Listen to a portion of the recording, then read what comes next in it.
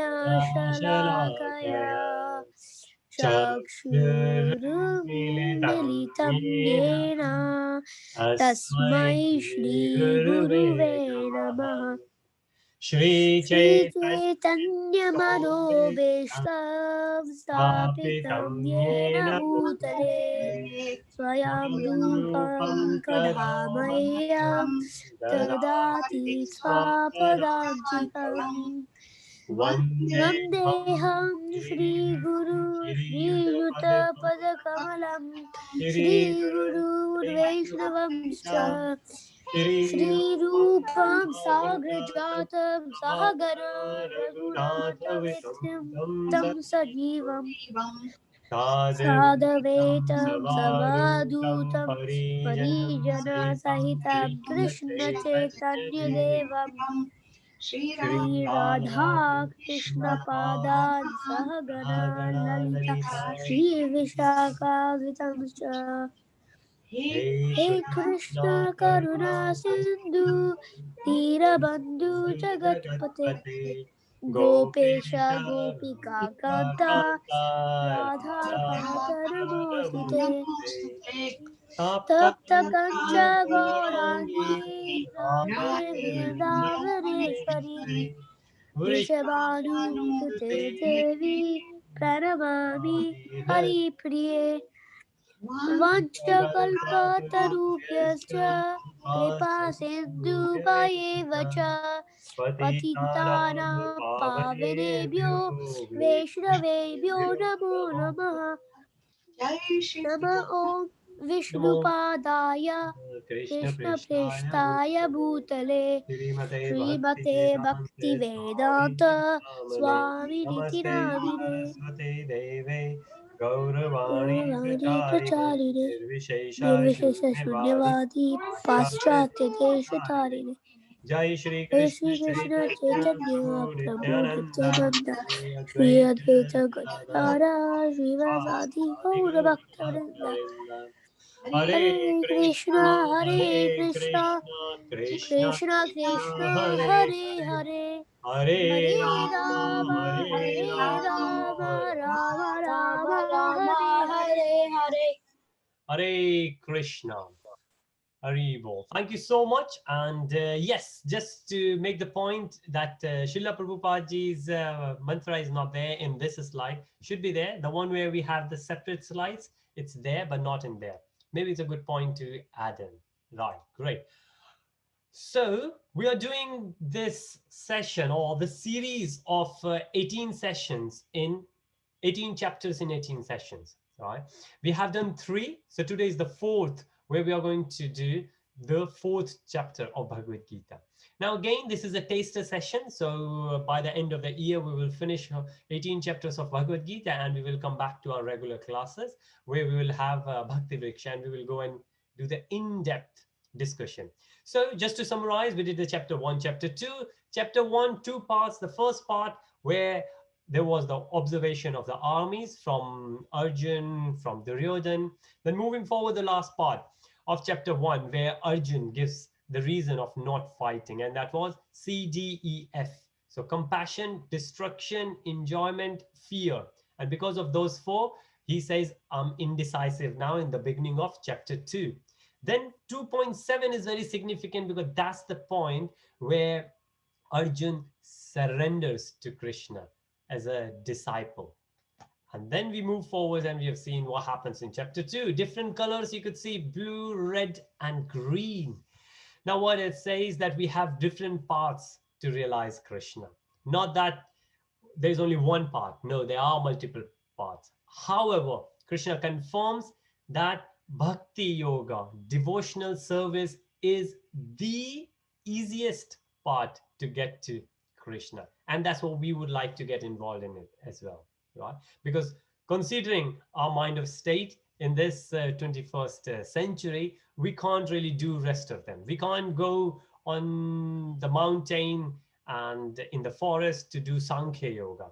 Some of them, they have done it. The Kumbh is coming in the beginning of 2021. And there will be a lot of Sankhya philosophers there who are attested. They have done what it takes to be. But it's not doable for everyone. So what we are discussing here, what Srila Prabhupada Ji, Chaitanya Mahaprabhu Ji has advocated, that we would like to get involved in devotional service, and anybody could get in, whether you are a student or whether you are a grahast, you are a brahmachari, you are a sannyasi or vanprasthi, doesn't matter where you are, we can do it. So Sankhya philosophy was there, Karma Kand was there, Buddhi Yoga was there. And Buddhi Yoga, Nishkam Karma Yoga, NKY, doing the karma without expecting anything back in return. And then once you will get to that level, then we are what we call Brahma Bhuta Prasannatma. We were discussing it yesterday. Self-realized souls and the characteristics of self-realized souls. Satyachit Ananda. Right? Moving forward, chapter 3, we discussed a bit in detail Karma Kanda and Nishkam Karma Yoga. Many different, and we will see that same thing here, building on to the chapter 3, where we have seen Arjun was confused initially. Arjun said, well, I don't understand. Should I do this or should I do that? And what Krishna says, Nishkam Karma Yoga is the ultimate option we have. So there's no need to do anything else. We need to get to Nishkam Karma Yoga level, right? Start with Karma Kanda if you can't do Nishkam Karma Yoga. Remember that. Now somebody will say it's too hard. Krishna understands. Arjun has already raised the point that is too hard. But what Krishna says, well, if you can't reach to that level, at least be at Karma Kanda level. And we will see the difference between demigods and Krishna, the Supreme Personality of God, in chapter 4. And if we can't reach to that level and we want to pray to somebody else just to get the benefit out, Krishna says, no worries, start from that point. And that's another beautiful thing. It's not that if you can't reach to that, no, there's no qualification. You can't do devotional service. No, Krishna says, wherever you are, you can start from here. It's a gradual process, right? So there is no one who is exempted, right? Okay, so that's what we learned in chapter 3. Nishkam Karma Yoga. If one thing we need to remember, Nishkam Karma Yoga. Right at the end of chapter 3, we have seen lust, right? The desires. Doesn't matter how much we have, but we would like to have more and more and more. And that's the reason why we would like to, whatever we have, we are never satisfied, right? We like to have more and more and more. Not that we don't have enough, just that whatever we get, we don't get satisfied, we don't get content. And that's the point we are trying to make here. Now, building on to that, we will start chapter 4. Now, before we get to chapter 4, anything we have discussed so far, any question anybody got on that?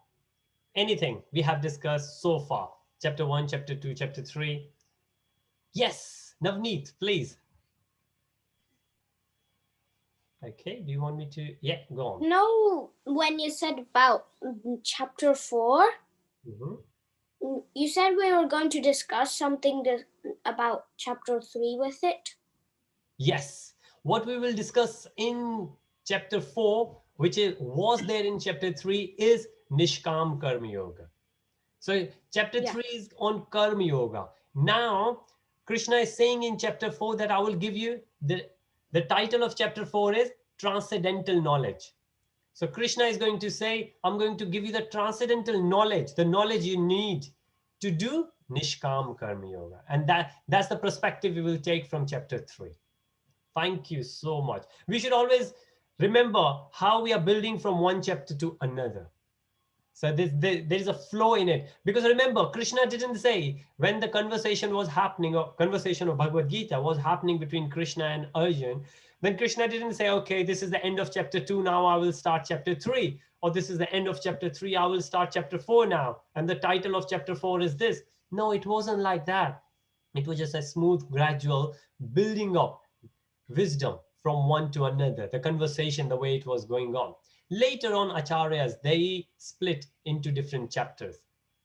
Okay, so we need to understand how we are building from chapter 3 to chapter 4. And that's the reason. Nishkam Karma Yoga, we got it. Now the knowledge we need to do that.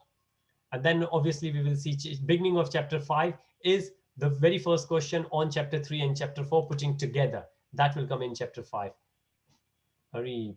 Okay, great. So what we're going to see here. So if we say there are a few main key points there, 4.2, 4.11, 4.17, 4.34.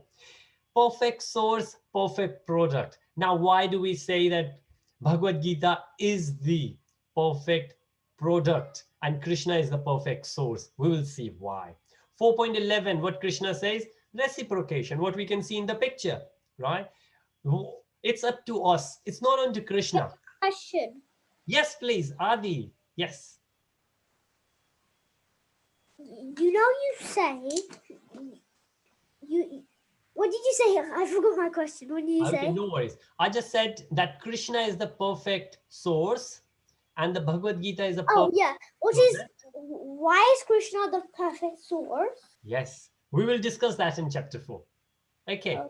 very soon we are going to discuss it. Great. And then the second part we will do is what we say reciprocation. So what Krishna says that I, I don't have, the love I have for you is limitless, but I can only revert back as much as you could put that in. It's like when we are making a sweet dish. It's up to us how much sugar or how much honey we would like to add to it. The more we will add, the more sweeter the dish will be. And this was so it's on to us, not on to Krishna. Krishna has given whatever Krishna could. Then art of working, and this is where the knowledge and the Nishkam Karma Yoga. So we have the knowledge to do Nishkam Karma Yoga, and this is the art. Devotees, when devotees live, they live by example. Now others will see, wow, what a beautiful life you have. I would like to follow that, right? And then right at the end, once you have done it, it says go to the specialist. Then those devotees who are pure devotees, they do pure devotional service, PDS. And following that PDS, pure devotional service, we understand they are the specialists, and we will get into that. Right.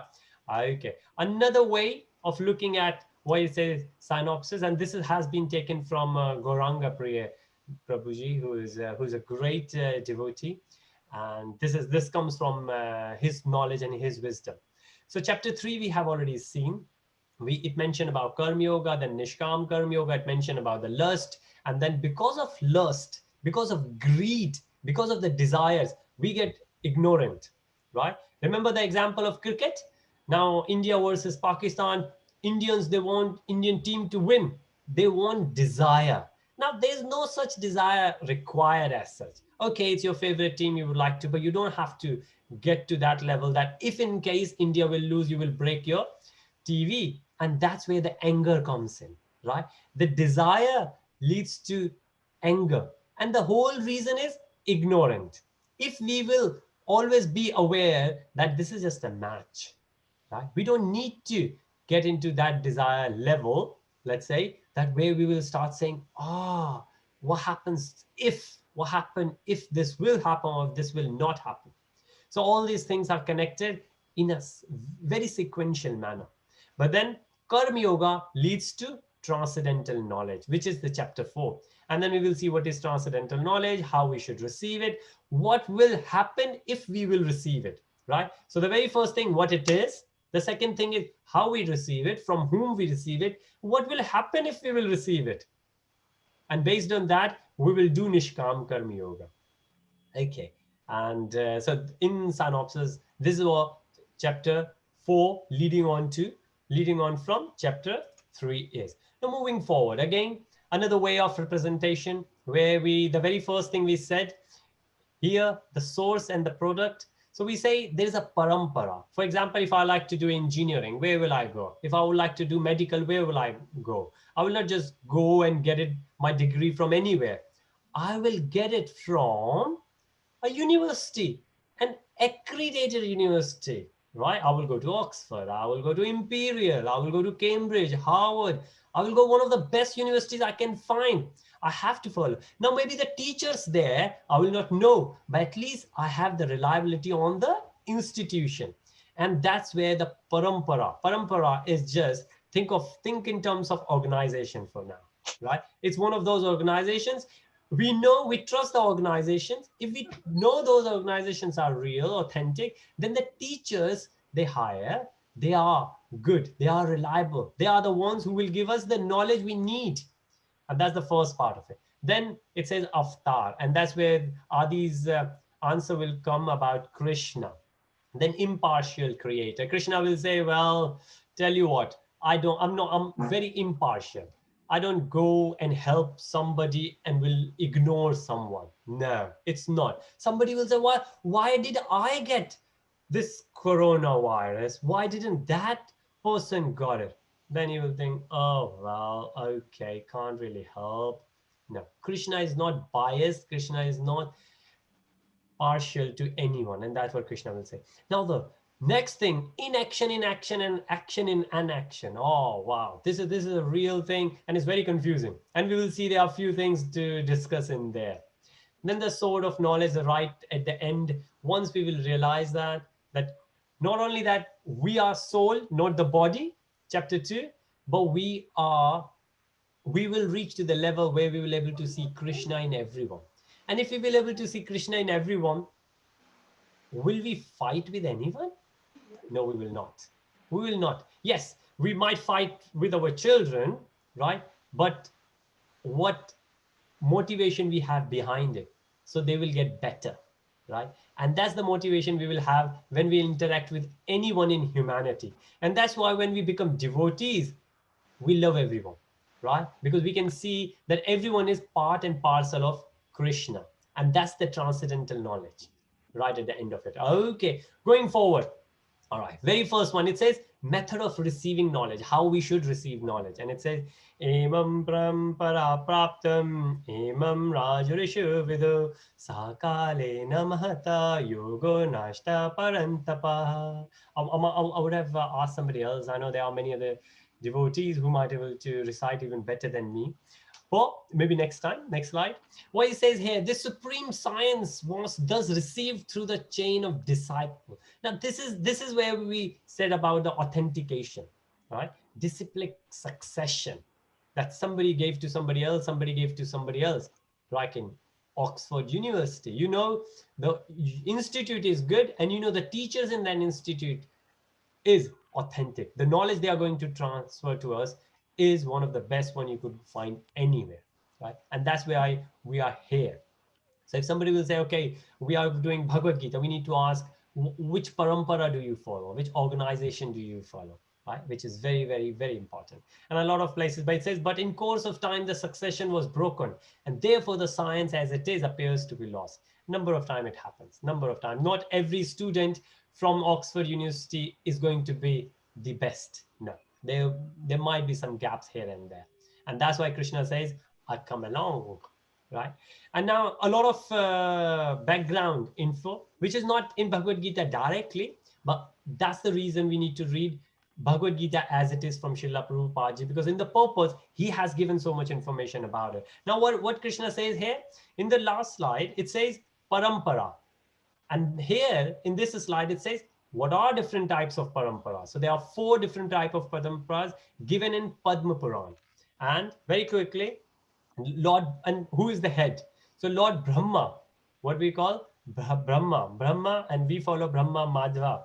But Brahma ji was the leader of one. Then Lakshmi ji. So Krishna gave the knowledge to all these 4. Very first one, he gave knowledge to Brahma. He gave the knowledge to Lakshmi ji. He gave the knowledge to Lord Shiva. He gave the knowledge to Kumaras. And then these are 4 authentic parampara. Now, where we are Brahma, Madhya, Gaudya parampara. This is where ISKCON falls into. But Lakshmi ji, Shri Sampradaya, got Ramanujacharya ji is the leader there. And then Lord Shiva, Rudra Sampradaya, Vishnu Swami. Then 4 Kumaras, what we call Kumar Sampradayas, then Nimbakacharya. And in various places in India, you will see these are still there in different capacity, right? But they are there, and we could follow any of them. Yes, please.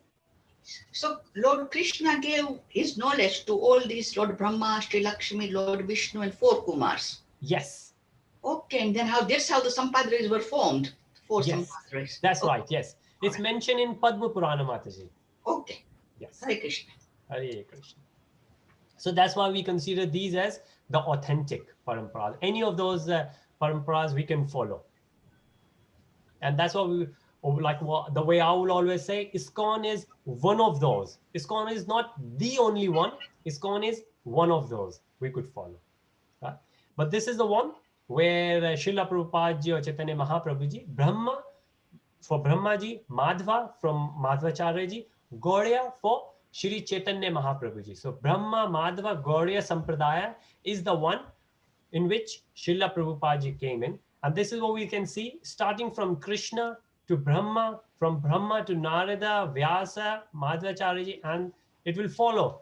And we will see until number 22nd, Lord Chaitanya Mahaprabhu ji came in the same disciple succession. And then if you will follow the same, and these are the gurus we have the mention of, like Bhakti Vinod Thakur ji, Gaur Kishore Baba ji, Bhakti Siddhanta Saraswati Thakur ji, and then we have Srila Prabhupada ji, A.C. Bhaktivedanta Swami Prabhupada ji. So this is the chain we follow, right? And this is authentic because it's starting from Krishna. And that's why the book, it says Bhagavad Gītā as it is. Because the information, the knowledge Krishna passed on, we follow the same. Because what Srila Prabhupada ji's purport, they are based on the other Acharya's purpose.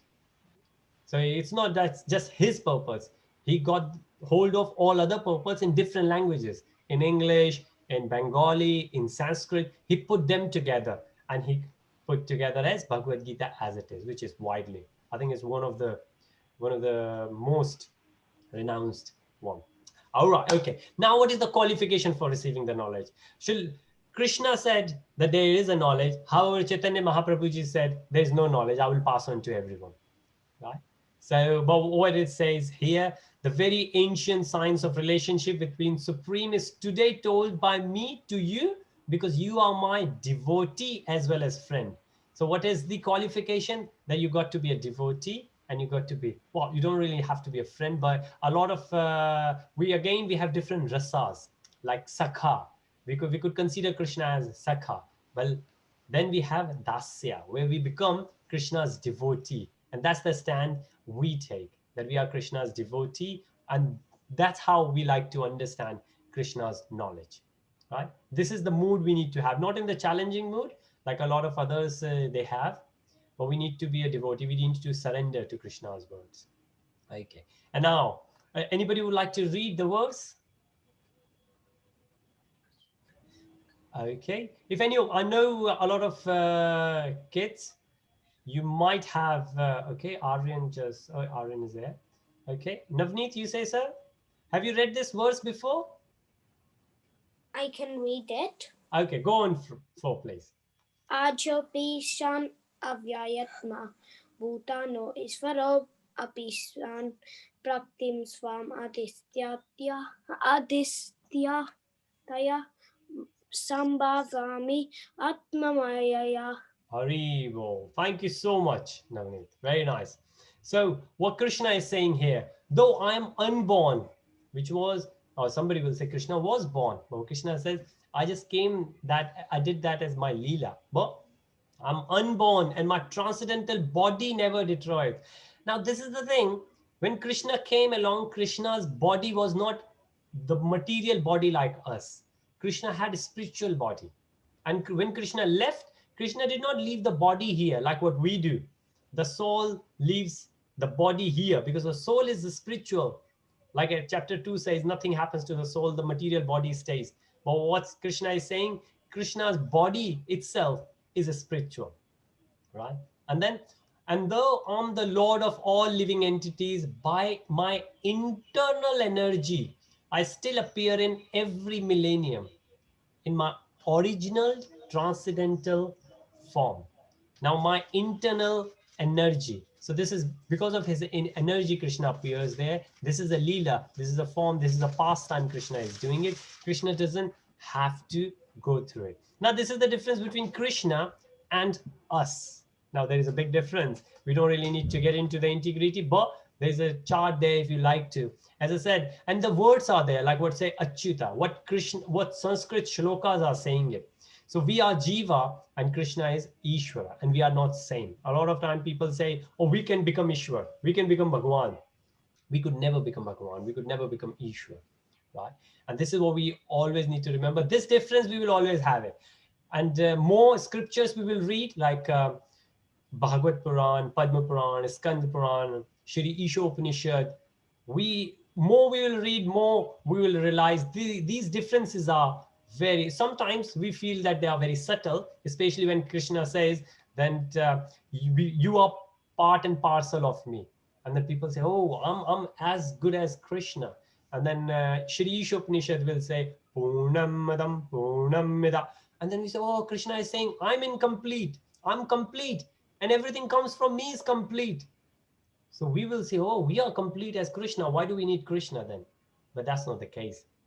Because our body is material, Krishna's body is eternal, and that is spiritual. So we will not get into detail. Hopefully, if you have read it. Now, time of Krishna's appearance. Now, again, this verse is very famous. Bhargavi, would you like to read this? I felt you were reading it. Sorry. Yeah, I will do it, Prabhu. Hari Bol Mataji, please. Yatha hi dharmasya glanir-bhavati bharata abhyudhanama dharmasya tadatmanam srijamyaham. Hari Bol. Thank you. So two things we need to remember. What Krishna says, whenever and wherever. So when Krishna comes down, whenever, wherever there is a decline in religious practice, that's one reason, one timing when Krishna comes out, right? And then a predominant rise of irreligion. So either the religion is going down or irreligion is increasing. If you think about it at the same time, then Krishna says, I descend myself. So that's when Krishna comes down. And we can see in the picture, if you have noticed, these are 10 different incarnations of Krishna, right? Vara, Matsya, Krishna himself, Lord Rama, Parshurama, they all are different incarnation of Krishna. And if we read it through, we understand that there was a decline in religion and predominant rise in irreligion. And that's why Krishna came along. And that's when Krishna says, that's when I come along. But when Krishna comes, what does he do? That's there in this verse. Anybody would like to read this verse? Well, it says, Paritranaya sadhunam vinashaya cha dushkritam dharma samasthapanarthaya sambhavami yuge yuge. This is another verse which correlates with the last one, 4.7, 4.8. A lot of time we have heard this. To deliver the pious and to annihilate the miscreants. So this is what Krishna is saying, that I come along to help devotees, and those bad guys, I take care of them. These two things, Krishna, when Krishna comes, what does he do? These two things, he does it there, right? As well as to re-establish the principle. Lord Rama, he established the principle in Sri Lanka. Krishna came along, and then right at the end, Pandavas were the king. So every time, in any other incarnation, we will see these two things Krishna would do, because that's what Krishna is promising here. But this is very janma karma chame devyam evam yo viti tatvata tatva deham punarjanma neti mamiti sarjana. Now what is Krishna saying? Yes, Adi, you said who is a bad guy. Now bad guy, the examples in Lord Rama's bad guy was Rama. And in case of Mahabharata, who a bad boy? Duryodhan and Duryodhans. So whoever is not a devotee is considered as a bad boy. And Krishna comes along to take care of them. Okay. Prabhuji. Yes, please, Adi. What are the bad qualities of Duryodhan? Okay, bad qualities of Duryodhan. The very first thing, he didn't listen to Krishna. Now, Krishna was there. Krishna advised him. He didn't listen to Krishna at all. And now, as devotees, we will say, well, we don't have Krishna, but we do have Krishna. We have words of Krishna, Bhagavad Gītā, Bhagavatam. And we have the devotees who explain us what are the meanings of these. So we should listen to them. And that's what Duryodhan didn't do. And that's what if there is somebody who is a non-devotee would not listen to Krishna, then we will consider them as bad boys. Okay, but that doesn't mean if there is a bad boy, will never listen to Krishna. Might not listen today, but might listen tomorrow. So we should take the charge and we should say, okay, how about if I will go along and explain things to Krishna. Okay, right. So very first time, Krishna said in the beginning of chapter 4, and let's say if I can quickly show you here, right. Verse 1 and 3, another different presentation. representation where Krishna said, I give this knowledge to Vivaswan, sun god. So sun god, the name of sun god is Vivaswan. Who gave it to Manu? Who gave it to Ikshvaku? And this is again disciple succession, which we covered. Now, this is the very first verse. And then, as we said, devotee and friend of Krishna, Arjun became, and then Krishna started Bhagavad Gita for him. Now, maybe this is a good time to do the quiz. So I will launch the poll now. Okay, everybody should be able to see. Maybe there are 6 questions on it. Very first one is the name of this chapter.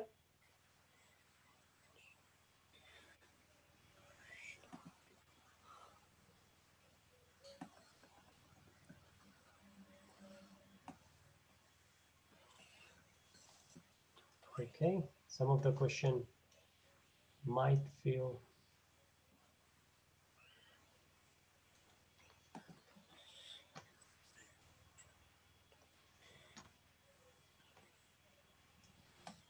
okay. You got the, everybody could see the poll? Okay, maybe reading it too. No worries, take your time.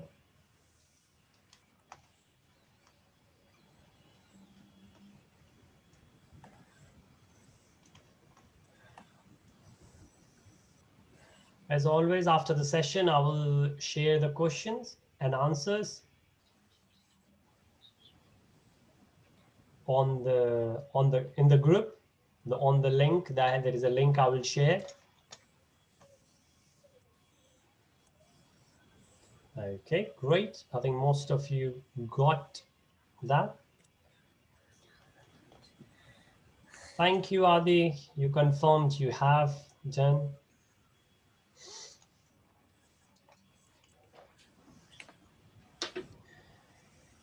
Okay.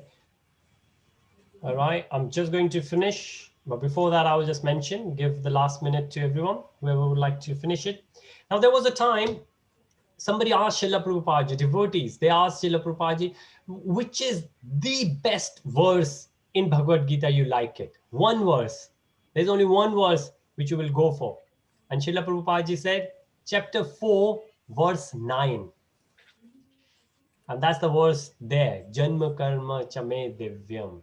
What does that say? One who knows the transcendental nature of my appearance and activities does not, upon leaving the body, take his birth again in this material world, but attains my eternal abode.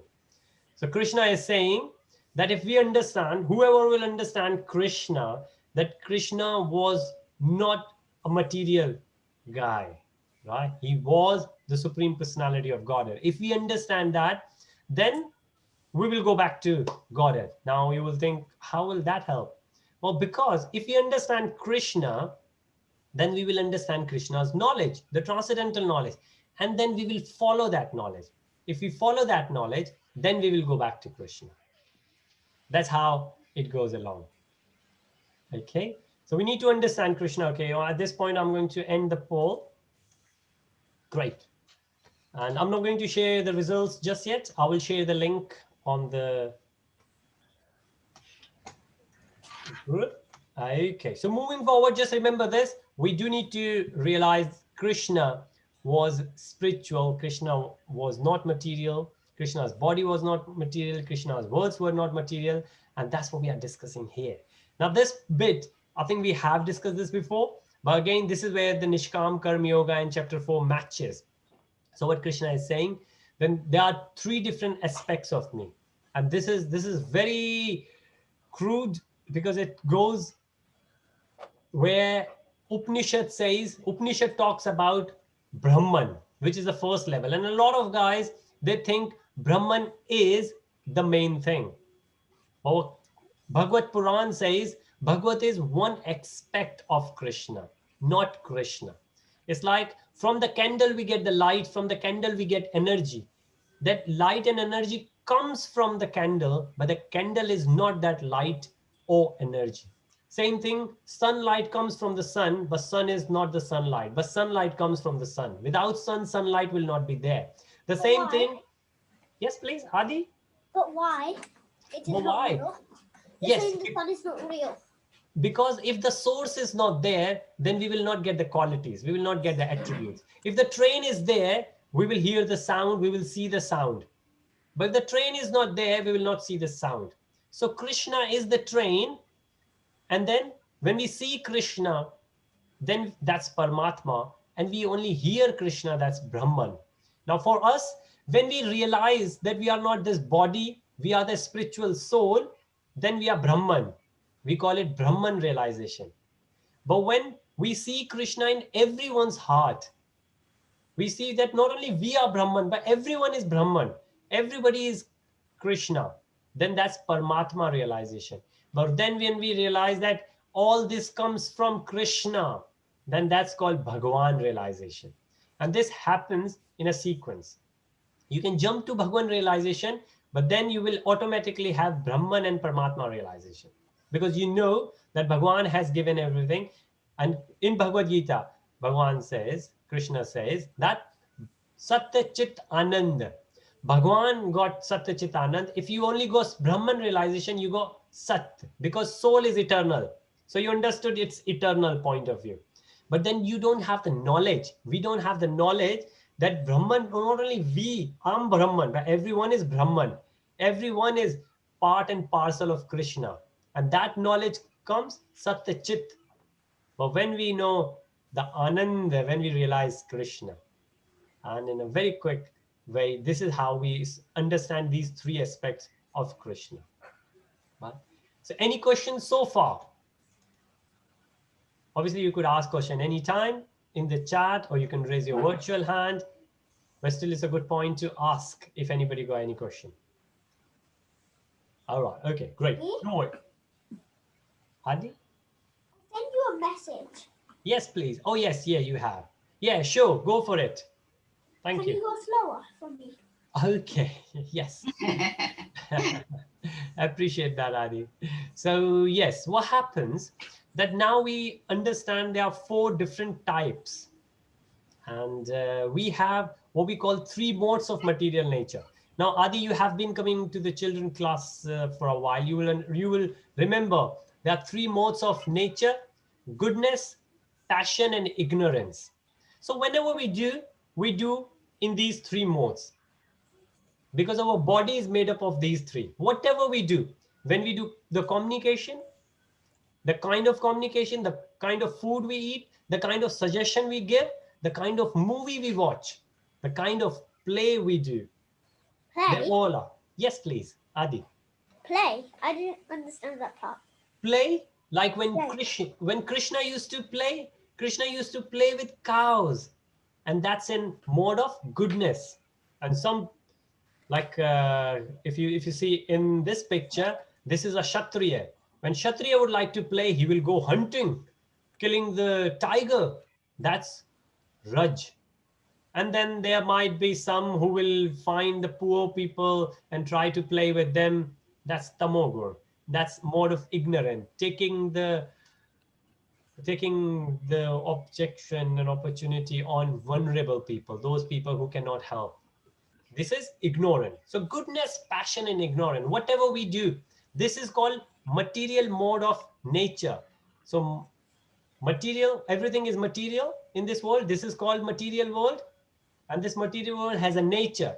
How many? There are 3 types of different nature. That's why it's called, there are 3 modes of material nature. MMN, material mode of nature, or 3 mode of material nature. Whether you are Brahmin, whether you are Kshatriya, whether you are Vaishya doing business, or whether you are a Shudra doing the labor work. Doesn't matter what you are. You could still do Krishna consciousness. Right? You could still be in Krishna consciousness. It's not that only Brahman is supposed to be Krishna. Yes, please. I have a question. Please, Adi. How is Krishna conscious made? Right, very good question. So what does it mean to be Krishna conscious? How we could be in Krishna conscious? The whole purpose of these seminars, these presentations, these reading Bhagavad Gita exercise is to be in Krishna consciousness, which means when we realize How was it invented, I'm asking? How it was invented? Well, Krishna invented it. Remember we saw this slide. How did he invent it? Sorry, did you say when he invented it? Oh, how? How? And when? How and when? When Krishna created. Remember we did Golok chart. In Goloka chart, Krishna invented or Krishna made material world. From Mahavishnu, these universes came up. That was the time when time invented. And that was the time these three mode of material natures were invented or were created. So it all happened because of us, because we wanted to play. So it's like a child, like Shivani is here. Shivani will say, oh, I like to have my own kitchen. So we will go and we will buy her a kitchen, a doll house. She will have a kitchen. She will have a bathroom. I thought a real one. That's not a real one, no. So similarly, this planet is not real because it doesn't It's not matter. real, it's fake. Well, not fake, sorry. It is real, but it's not the real as per our nature. For the body we are living, but for the soul we don't have anything here. We think we are this body. We will put cream on us, we will put perfume on us because we would like to take care of the body. Remember another analogy we discussed where there's a parrot in the golden prison, or yeah, and then Why is it made out of gold? why? Because we love that parrot so much. Rather than putting in the cage of iron or steel, we built a golden cage for that parrot. Now we take care of the cage, but we don't feed the parrot. What will happen to the parrot? Parrot will die, will get sick and will die. That's the case with us. That's the case with us. What do? We take care of this body. This body is going to die at some point anyways.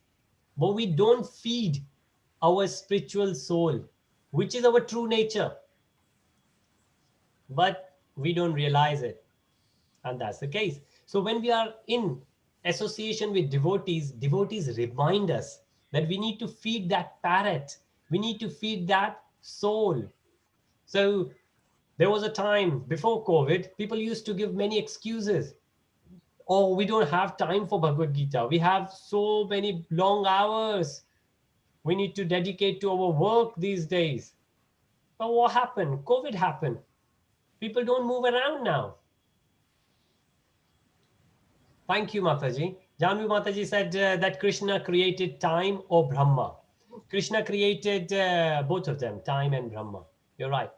There was a time when time was not there, and there was a time Brahma was not there.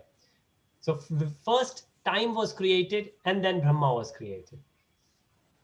Why do we need to feed ourselves? We need to feed ourselves. Yes, we need to. We do need to take care of this body as well. But we need to remember that this body is not the real thing. The soul is real thing. But you say you have a parrot, but you keep it in a golden cage, Yes. and you don't feed. You look after the cage, but you don't feed the parrot. So why Yes. do we not feed ourselves? Yeah, this is the analogy. It's like our soul. We spend so much time taking care of the body, but we don't give any time to the soul. We don't do spiritual stuff. We don't listen to the spiritual stuff. And that if we don't, that means that we don't feed our soul, which means we don't feed that parrot. We should feed that parrot. And how do we feed that parrot? How do we feed our soul? By discussing Bhagavad Gītā. We should discuss Bhagavad Gītā. Is soul and spirit soul are same? Yes. Yes. They well, again, given which reference we use, but yes, when we say soul, there is a soul inside, a physical element which is in us. And it's not material, it's a spiritual, which means we will not able to see even by microscope. Right? Even with microscope, we'll not able to see that soul, but it's in the region of heart. That's where that soul is. So every one of us have one individual soul, and then we have spiritual. Well, then we have what we call super soul. So all of us have our own soul, but then one super soul, which is the same in everyone. So if we are 10 people here, then we have 11 souls. 10 individual souls, one super soul, which is the same in everyone. And when we said the Paramatma, then that Paramatma is the same in everyone. Soul is different, Brahman is different. So everyone has a soul, but super soul is the same. So if 10 people are sitting, that means there are 11 souls there. 10 individual soul and So one there's one extra soul. one inside extra the whole soul. body. Yes, which is Krishna. So it doesn't matter what our responsibility, what our roles are, we could still be Krishna consciousness. It doesn't matter. We don't need to leave everything and become Brahmin. Whatever we are doing, we could still be in Krishna consciousness, following it. And then this is the understanding of karma. It says in our scriptures, if we kill an animal, there will be a time in future that animal will kill us. That animal will take the form of human, and we will have to take the form of the animal. And that's one reason why we don't eat non-veg. We don't kill animals. But again, there is a verse for it. Okay, now this is one thing which we did discuss briefly, and Rishi Prabhuji and well, another friend of mine, he's not here today. He sent me the message. So karma, vikarma and akarma. Now the middle one is vikarma, which is negative. If we do negative thing, then negative things will happen to us, right? We do the stealing, we will go to the jail. But then we have karma, pious action. We go to the temple, we put the donations there, we do a lot of pujas. This afternoon we have Damodar Aarti. We would like to invite every one of us. You will come, you will show the diya. Which the is Damodar Aarti. You Yeah. remember last Sunday we discussed, we were doing the Krishna story. We did not finish. We will finish tomorrow, Sunday. But yeah, come around. I will send the invite. Well, I have sent the invite to your dad. So I will remind him again. Come this, today, 3 p.m. And Adi, we will discuss more stories there. Okay, great. Thank you. So that's a karma, or what we call sakarma, which is like a pious thing, but we expect something in back. This is karma kanda, karma. We do prayers, but we expect something back. And then we have akarma, which is nishkam karma yoga. And the example of a soldier is given, which is a soldier is there fighting and might kill the enemies, but still could be in Krishna consciousness. Why? Because that person is following his duty. Now that soldier might kill 100 people there, right? Like what Arjun did. And then he might get the gold medal as well, that he served his country very well. But when he will come back on holidays, and let's say if he will kill one person or he will break one person's arm while on holiday, police will catch him and put him in the prison. And that person will say, I don't understand that. I killed 100 people there. You gave me medal. I only broke the arm of one person here. And then you put me in the jail. And what the justice will say? That yes, that's correct. Why? Because then you are working for your country. So if we will keep Krishna in everything, when we are doing the job, we are doing the job on behalf of Krishna, right? When we are engineer, doctor, lawyer, solicitor, any role we play in the society, we need to understand we are doing as a service to Krishna. Like the soldier is doing the service for the country. If we remember that, then we will be happy. Now you go to Morrison, Mark and Spencer, there's a cashier there and he's taking a lot of money. And if the cashier will think, wow, I got so much money. That's wrong. He or she hasn't got the money. That money belongs to Morrison's or Mark and Spencer, or whichever that shop is, right? The same thing. Whatever we get it on behalf of Krishna. We don't really deserve it, but a lot of time we think we deserve it. Now, the same as that cashier. If that cashier will think, oh, let me take that home. Let us enjoy with that money. Let me enjoy. That's bad. But that's what we do. When we get a lot of money, we go on very expensive holidays. We buy bigger house, fancy cars, expensive clothes. We get into sense gratification. Now, that doesn't mean that we should not go on holidays. We can go on holidays. We can have bigger house. We can have fancy cars. But why? Why? Are all Sakarma, good karmas. Good karmas, they are the karmas for which we will get benefit out of it. You could say that they all are good karmas, because if they are not good karmas, then you will get into vikarma. Now, if we are talking about, for example, black magic, somebody is doing the prayers, but to get something bad. But what will happen? It's on the intentions. You get some powers. And then what will you do with those powers? If the intention is bad, then that will come into vikarma in the middle. Our destiny is pre-decided. Whatever happens to us is already written. So whatever sin we do is not our fault, as it was God's plan. So we must not be punished by God for our karma. Our destiny, great. Let's consider that as a question. And I'm looking at the time now. Let's consider that as a question. So a lot of time people will say, well, the karma was written. What shall I do? My destiny was written. I couldn't do. And this happened. You remember the example of Kaliyanag in Krishna's story. A Kaliyanag comes into Vrindavan. He poisons everything. Then Krishna comes, dances on his hoods on his head. And then right at the end, he said that. He said, Krishna, you made me snake. If I'm a snake, I have poison. What shall I do? What shall I do? Garud Dev said the same, that I'm a Garud. My favorite food is a snake. What shall I do? I will have to eat snake. He's not vegetarian, right? Now, same thing, could we say that? That all the sins I have done, that's based on someone? It's already been decided. But who has decided it? Who has decided? Somebody born in poor family, or somebody said that my father was a criminal. It's not my fault that I got birth in a criminal family.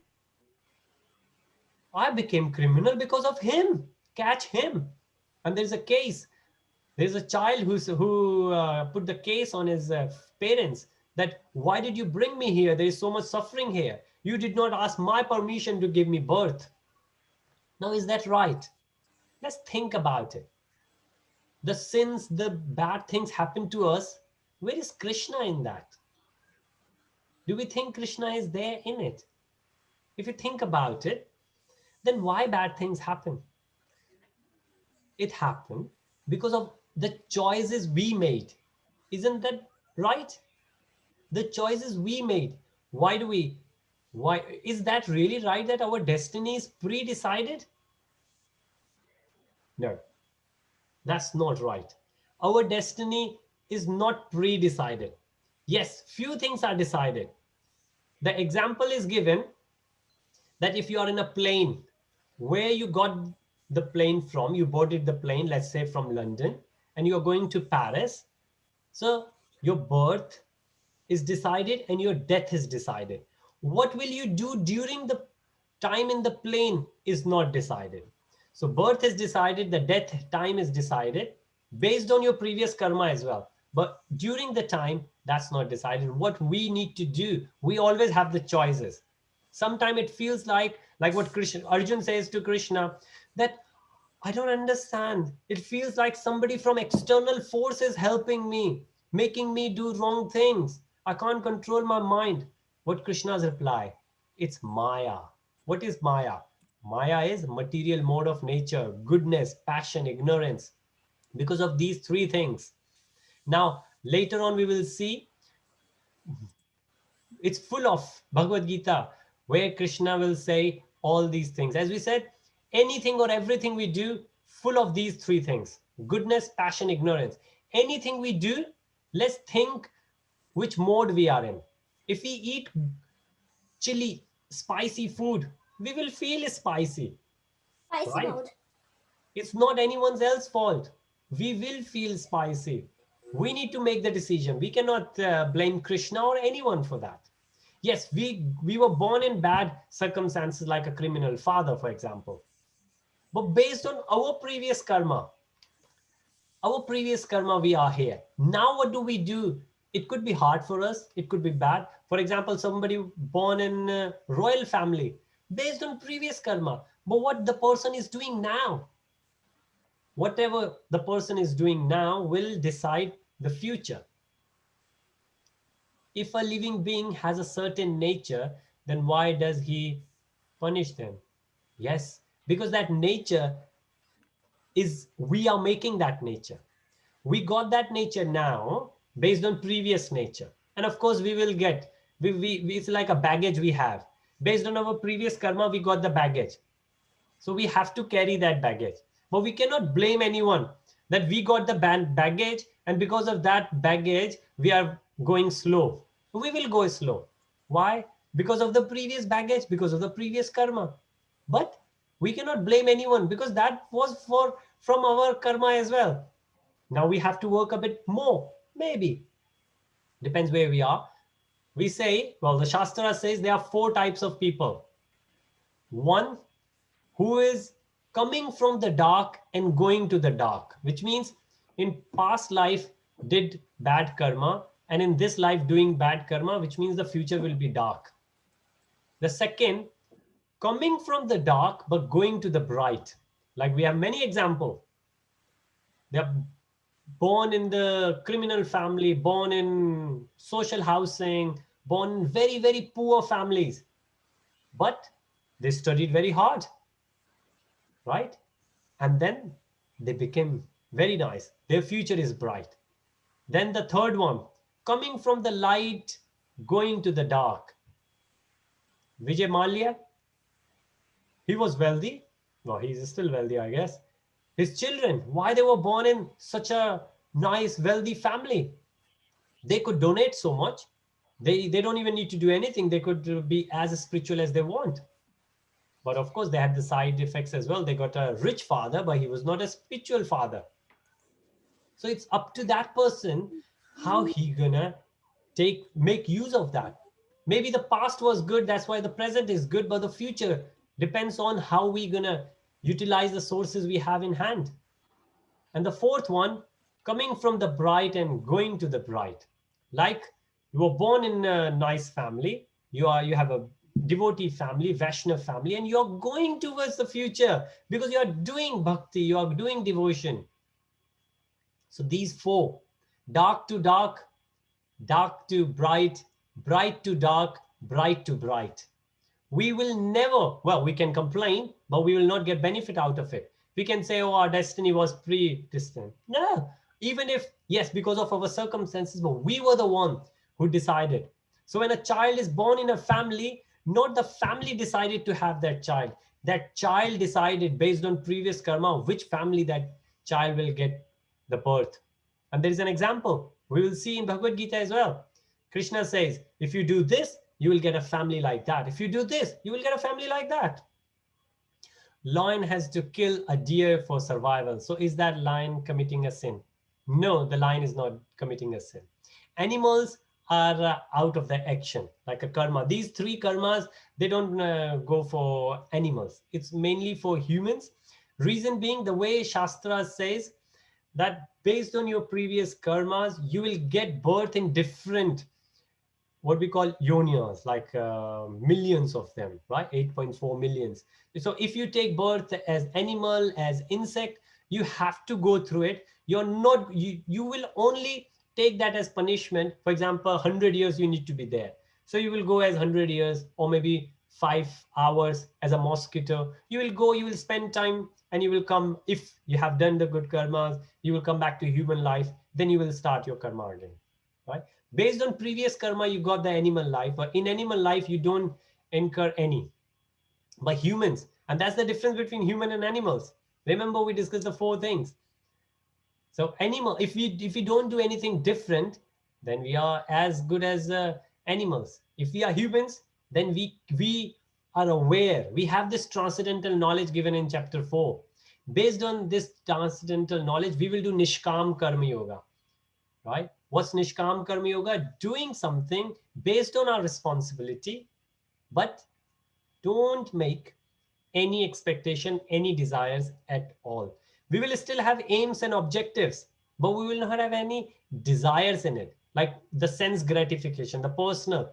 When we go to the temple, we go to the temple because we are supposed to go to the temple, right? We have a love. For example, if the kids visit the parents, they don't expect anything back. Well, they might expect something back. Oh, I might get some money out because it's Diwali, right? But that's not. We should go and visit to the parents because we are supposed to. We are supposed to take care of them. We are supposed to do the work for them, right? Whatever service we could. So yes, and there is, okay, 11, that won't give me any more time. There's a bit more we could discuss, but again, respecting the time, what we will say that consider that, as I said, the taster session for chapter 5, where we have the transcendental knowledge of, on the base, we do the Nishkam Karma Yoga. And then again, as I said, there is a lot we could discuss, which we will, from New Year, we will start, which is not very far away, maybe 6 to 8 weeks, and we will start regular sessions like this, 1 hour weekly. If you think about it, we can take out. If you want to feed that parrot, then we can take at least an hour, which we could give for our soul, right? Okay, with that, the only thing I will ask is if there is any more questions, please. Hare Any Krishna more Prabhuji. questions? Hare Krishna Prabhuji. Hare Krishna, Anil Prabhuji. Hare Hare Bol. Yes, please, Prabhuji. Very nice lecture. I really enjoyed our lecture so far. I just have one question. Maybe the answer to it might be a little bit more elaborative, but at least we can take the question and we can attempt to. I can attempt to find my answers in the forthcoming lectures. Mhm. My question here is: we're talking about punishment also. I mean, depending upon the karmas, we give this punishment. Now, a real life example is when someone commits a punishment, he is taken to the court, he is being explained what his sin was and or what his crime was, and then he gets an punishment, saying that because you committed this, you get this punishment, and then he suffers the punishment, right? Yes. Similarly, in spiritual world, when we get a bad, when we are suffering something bad in our next life, why aren't we, informed about our, crimes? You committed this crime, and that's why you're getting this punishment. Because unless and until we have a memory that goes forward to the next life, we are considered to be a different person altogether. Because the memory is different, the body is different. What I think of that is that they're completely different individuals, two different individuals. Yes. And one is suffering because of the other. You know? Mhm. So maybe this is something I wanted to find an answer to. Maybe Sure. we can take it next time. Sure. So what I will say that the session has completed as promised, 10 to 11. If anybody would like to leave, feel free. I'm still here for question and answer session. So I will reply to Anil Prabhuji, and any question you have, feel free to stay. But if you need to leave, feel free to leave as well. Okay. So Prabhuji asked the question, and Anil Prabhuji, please let me know. Okay, Navneet, let me answer Anil Prabhuji, and then we will move on. So the question is that we, in this birth, we do whatever we do. We do a lot of sins, right? Knowingly, unknowingly, intentionally, unintentionally. Then we die. Then what happens? We get the next birth. By next birth, we don't remember what we did last birth, right? So it's not fair, because usually if we do any sin here, if we break the law, then we go to the court and the judge will explain you did this bad, and because you did this bad, you broke that law, you will get that punishment. But in this birth, we get the punishment of the previous birth, and this is not fair. This is not fair at all. That's right, Prabhuji, that's right. I agree with you, right? But again, from whose perspective? That's the thing. Now think about this. Very first thing, then there is a dialogue in the Shastras where somebody asked this from Yamraj. Then why did you give me this punishment? And Yamraj is a very great devotee. He's one of the 12 Mahajans of Krishna. There are 12 principal Mahajans, like those pure devotees of Krishna, and Yamraj is one of them. So he said, well, you did that. He said, but I don't remember that. He said, you don't remember because you did in previous birth. Then he said, well, but that's not my fault. Exact same thing what you said, Prabhuji. That's not my fault. He said, well, it's not my problem if you don't remember your previous birth. And then he said, well, then whose fault is this? Because if I knew that, I would have done it. He said, okay, no worries. Let's leave that. Do you remember this birth? He said, I do remember. Then he said, okay, Chitragupt, open the diary. Okay, pick any day, 10 years later, 10 years in past. He opened it. He said, okay, do you remember 10 years past? Where were you? He said, yeah, I remember there, maybe. What were you doing? No. Okay. What about 5 years later? No. 1 year later. Do you remember? Well, how far do you remember? He said, I don't remember everything. Oh, do you remember all the sins you have done in this birth? He said, no, I don't. He said, okay, never mind the previous one. Shall I just give you the punishment of the sins you have done in this birth? He said, okay. But I said, by your argument that you don't remember the sins from previous birth, you don't even remember the sins of this birth. Are you happy to take the punishments? He said, do I have a choice? And then Yamraj said, well, there's no choice. You can't. You can't. And then said, so I have to take. He said, you have to take it because you have done the sins. You have to take the punishment. He said, okay, I will believe in your records. And then Yamraj said, okay, you believe in our records. We will give you the punishment of the sins you have done in this birth. He said, good, great. Then he said, well, if you believe in our records, can't you believe in our records for your previous birth as well? And he said, no. Now you are doing cheating. This is not fair. He said, okay, do you want to start the argument again? And he understood the point and he said, okay, I believe in you. So Prabhuji, that's how it goes usually. Let's leave the previous birth if it's a contradictory thing. And I completely agree with you. If you think logically, you can think that way. The way I will take on, let's leave that. But some people will argue that I don't remember my past. And I will say, leave the past as well. Let's start from today. Because spiritually, when we get connected to Guru, to spiritual master, the day spiritual master initiate us, from that day, the spiritual master says, all your previous sins, I will take.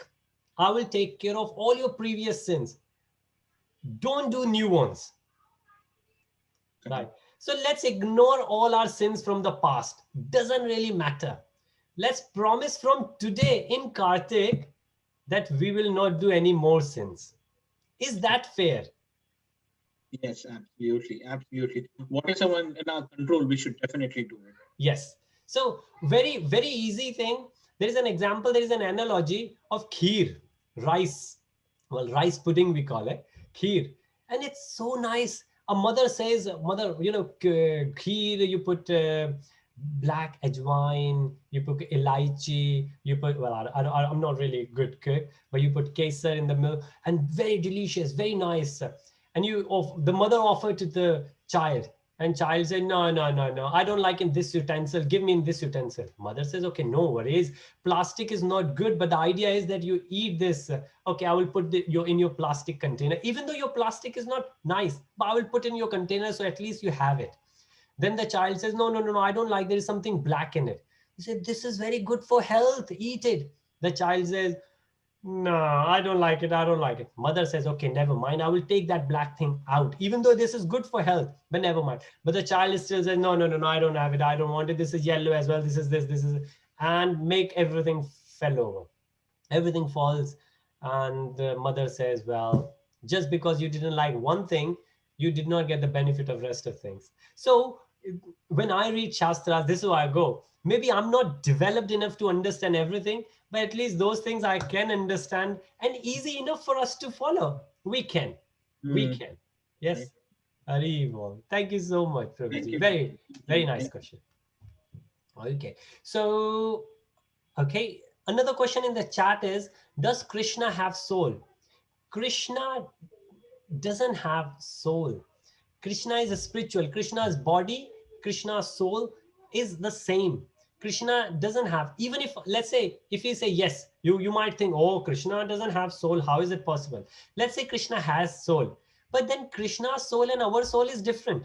So we will never able to understand what kind of soul Krishna will have. However, Krishna doesn't have soul. Krishna only have the body, and that body itself is the spiritual body. Right. Again, that body is very hard for us to understand because we are not in that dimension. Our body, compared to Krishna's body, is very different. That's why we have invented these mutants. If you see X-Men movies, they are very hard to understand. But sometimes now, okay, our good friend Avinash says suffering is for body. I'm not the body. The moment you will not go above body, you will keep on suffering. Refer Shloka 342, 343. Thank you so much, Avinash. Avinash has done the whole Bhagavad Gita with us, and he understands very nicely. So he has given that again the difference between the body and soul. The we said the all the problems in life are because of these three modes of material nature, because of goodness, passion, and ignorance. Only because of these three things. There's nothing else. Well, there is another way of describing it, but these three things give us the problem. And these three things, they are related to the body, not to the soul. The only thing we need to realize is that we are soul, we are not body. However, that doesn't mean that we don't need to feed the body. It's like a car. We are driving a car. We do need to put the fuel in the car. We need to clean the car. We need to keep it in the good shape. We need to service it. But the main thing is the driver. If the driver is not there, then that car will not be any use. Driver is the one who is going to make use of that vehicle to move from one place to another. And that's us. We need the body, but we just need to maintain the body. We don't need to get into the sense gratification that we will spend so much time watching because we like to watch, right?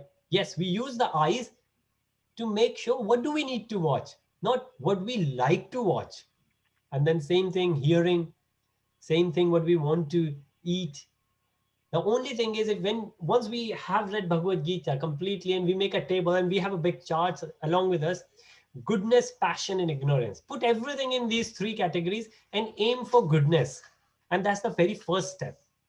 Very soon, goodness will become our nature, right? We will do good, but not thinking that we are doing good. Because if we will think we are doing good, we will get good karma. And for good karma, we will have to come back. We have to take birth. And there are many examples like this. Dhruv Maharaj wanted to go back. Dhruv Maharaj was praying and Vishnu Bhagavan came and said, okay, what do you want? And he said, what do I want? What I wanted was like the broken glasses compared to your darshan. I don't want anything. Take me with you. And he said, tell you what, in your past life, you have done so many, what we call sukriti, so many good karmas. You have to enjoy them. He said, I don't want to enjoy them. I got the lesson. I want to go with you. Right. It's like somebody's on the ride and somebody has bought the ticket to enjoy that ride and saying, okay, I don't want to enjoy that ride. I want to go home. But the circus man said, well, you have to go in, right? And this is how it happens. And then Dhruv Maharaj enjoyed. But when he was enjoying, like King Janak, he was a king, Dhruv was king, Prahlad Maharaj was king. They all were kings, but they were the devotees. Why? Because whatever they were doing they were not doing to enjoy themselves. They were doing as a service to Krishna because Krishna has made them king. And when they are king, they will help many others, whoever they could help. And that's what we could. When we hear the wisdom of Bhagavad Gita and we understand, oh, wow, understanding this, we can lead a healthy life. We can live a happy life. What should we do? We should invite many more. So when I remind some of you that there is a class at 10 Saturday morning, what's the reason?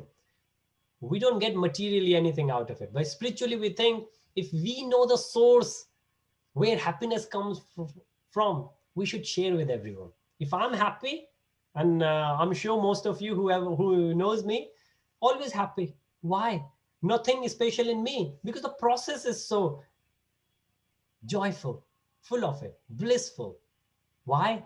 Because of the soul. The nature of the soul is Satya Chitananda.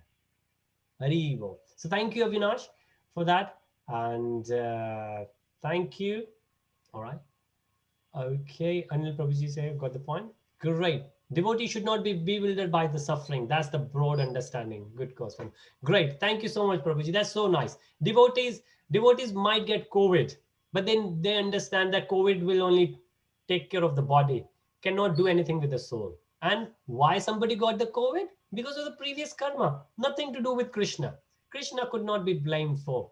Krishna gave equal chance to everyone, right? But how did we employ? Now, let's say there's a mother, there's a daughter-in-law, and there is a daughter.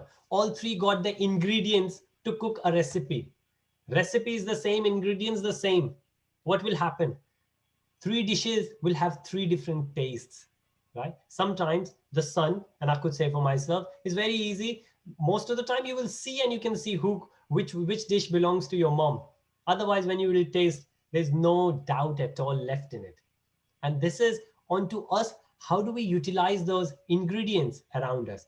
Yes, possibly we might have not got the correct ingredients because of our past karma. It's like one of those will say, okay, I don't want to use this karma, or I don't want to use this ingredient, and throw it in the bin. What will happen then? And then later you will say, well, I didn't get that. Oh, I didn't know about it, right? I've been moving around. I went to Paris, Muscat, Abu Dhabi, Dubai. Then if I will go to that place and I will say, well, I didn't know that you have a different speed limit. No, ignorance, if you think about it, ignorance is not an excuse. You cannot. So that's why we read Bhagavad Gītā. Whether we do it or not, we get the bad karma, and we should not. So the best thing is, you know the rules, you follow the rules, and be happy. Well, of course, if something happens unknowingly, unintentionally, you can't really do. So devotees will not get sad even if something wrong happens. We say, sorry, Krishna, I didn't know it. Something happened. I'm happy to take the result of that bad karma. And anything wrong happens, it's not because of Krishna. It's because of our own bad karma. And that's why whether the devotee got something or hasn't got something, devotee is always happy. And very soon, slowly, again, gradually, devotee will burn all the reactions of the bad karmas. And then we'll go able to lead a very happy, joyful life. So, Hare Krishna, I appreciate I've taken more time. If there is any more question, I'm still here. I could spend a few more times. Otherwise, thank you so much. Appreciate your association. I'm looking forward to see you for the next chapter next Saturday, 10 a.m. Hare Krishna. Hare Bol. Thank you so much. Hare Krishna.